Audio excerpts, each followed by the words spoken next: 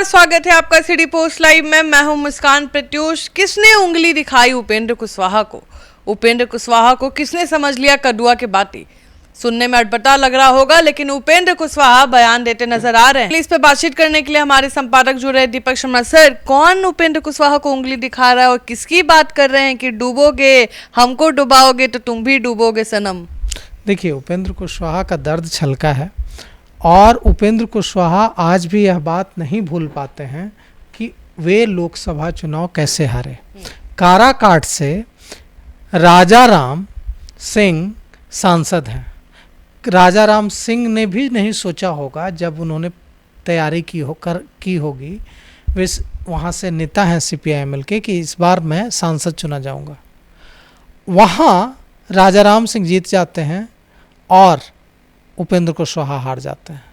तो उपेंद्र कुशवाहा के अंदर जो ये कसक है ना, लोकसभा चुनाव हारने का पिछला, वो कसक रह रह कर सामने आती है, क्योंकि उनको भी पता है कि वे चुनाव क्यों हारे। भीतरघात के शिकार हुए। पवन सिंह के बारे में जो बीजेपी के नेता हैं RK सिंह, उन्होंने सामने आकर कह दिया कि एक बार भारतीय जनता पार्टी के वरिष्ठ नेता कह देते कि पवन सिंह नाम अपना वापस ले लो, पवन नाम वापस ले लेते।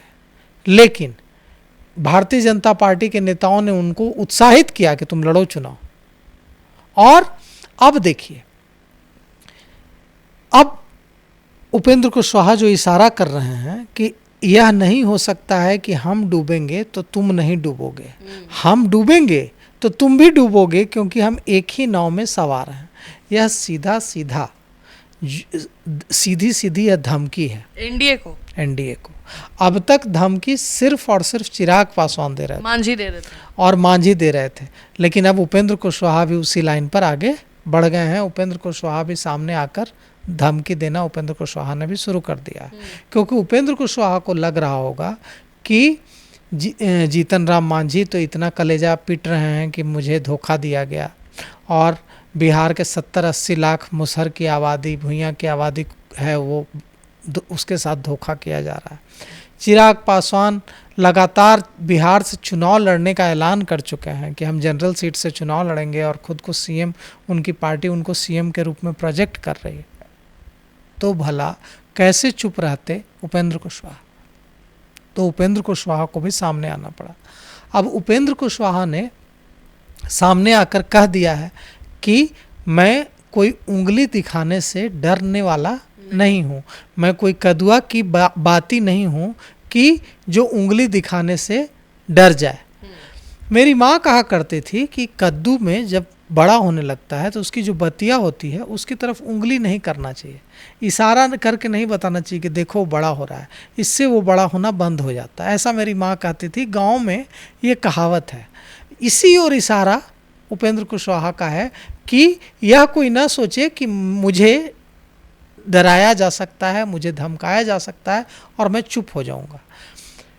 उनकी पार्टी का जो हक है वे लेकर रहेंगे। वे ये कह रहे हैं, इस मुहावरे के जरिए जो गांव में कहा जाता है, उसके जरिए वे सीधे सीधे शाहाबाद के लोगों से यह आह्वान कर रहे हैं कि आप तैयार रहिए, आपका प्यार अगर हमारे साथ, उन्होंने कह दिया सीधे सीधे कि आपका इतना जन समर्थन हमारे साथ है, तो इतना जन समर्थन अगर हमारे साथ है तो मुझे किस बात की चिंता है।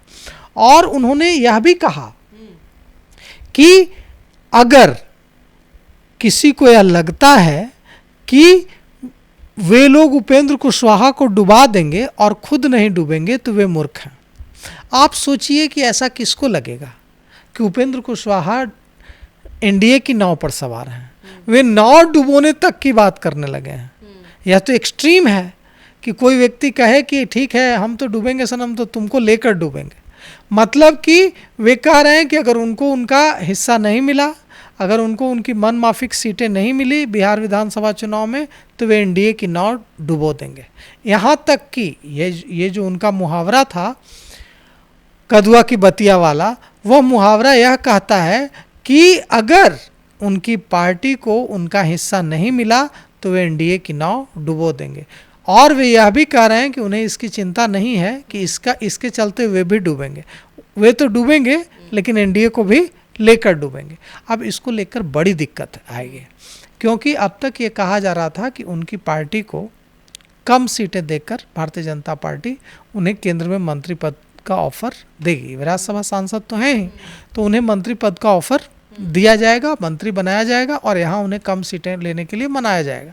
लेकिन जिस तरह का संकेत उन्होंने दिया है, हम क्यों ना अपने दर्शकों को सुनाएं कि उन्होंने क्या कुछ कहा। शाहबाद के लोगों की ताकत, शाहबाद लोगों की क्षमता वो हमने आज नहीं बरसों पहले से देखा। पता नहीं कुछ लोगों को गलतफहमी हो जाती है, जिसके साथ इतने स्नेह प्यार देने वाले शाहबाद के लोग हैं और बिहार के अन्य हिस्सों के लोग हैं। अब उस उपेंद्र कुशवाहा को कुछ लोग कदुआ का बतिया समझ लेते हैं कि उंगली दिखाएंगे और गल जाएगा।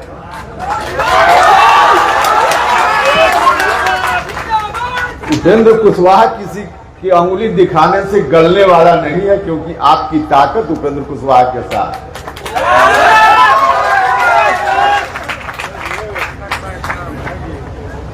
पिछला अनुभव बताता है,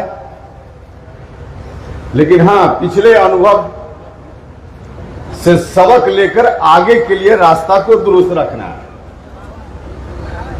मुझको लगता है कि कुछ लोगों ने, जिनके अंदर गलतफहमी आ गई थी कि उपेंद्र कुशवाहा को डुबा देंगे और खुद उग जाएंगे, यह संभव नहीं है। डूबेगा तो उपेंद्र कुशवाहा भी, उगेगा तो उपेंद्र कुशवाहा भी। अच्छा, जब हम लोग एक ही नाव पर सवार हैं तो नाव डूबेगी तो अकेले उपेंद्र कुशवाहा कैसे डूबेगा? भैया आप भी डूबिएगा, हम भी डूबेंगे। हम यह नहीं कह रहे हैं कि आप डूब जाइएगा और हम नहीं डूबेंगे। भाई, उपेंद्र कुशवाहा डूबेगा तो आप भी डूबिएगा, उपेंद्र कुशवाहा उगेगा तो आप भी उगिएगा। उपेंद्र, आप अगर यह समझते हो कि डुबा दे और हम उग जाए, नहीं संभव है। एक ही नाव पर हम लोग सवार हैं ना। और कुछ लोगों को गलतफहमी हो गई थी। मैं हाथ जोड़कर प्रार्थना करना चाहता हूं कि आप लोगों को गलतफहमी नहीं रहनी चाहिए, और उन लोगों को भी कहना चाहता हूं। काफी गुस्से में दिखे, हंस हंस के सारी बातें बोल दी है। बिल्कुल, वे गुस्से में तो बिल्कुल नहीं दिखे, वे हंस रहे हैं, लेकिन बातों से गुस्सा झलक रहा है। बातों से गुस्सा बिल्कुल झलक रहा है। गुस्से में शब्द तो लग रहे हैं कि मजाक हो रहा है, लेकिन मजाक हो नहीं रहा है। वो साफ साफ मायने बहुत गहरे हैं, वे साफ साफ। तो देखिए, अब जो सवाल यह उठता है कि एनडीए के सामने रास्ता क्या है। तो देखिए, ये जो उनका जो सीधे सीधे उन्होंने जो कहा है, इससे एनडीए की मुसीबत बढ़ जाएगी। एनडीए क्या करेगा?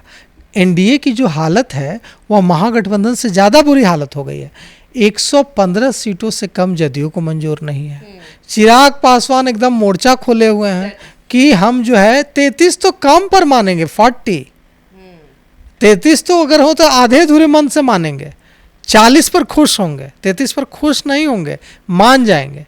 तो कहाँ से जीतन राम मांझी, आप सुन ही रहे हैं, प्रशांत किशोर भी बोल रहे हैं कि जिनके पास 5 सांसद है वो 40 सीट तो लेना चाहिए। वो भी पूरा मस्ती ले रहे हैं कि हाँ, चिराग को लेना चाहिए, उसका हक है। तो अब एनडीए के सामने क्या भारतीय जनता पार्टी 50 सीटों पर लड़ेगी?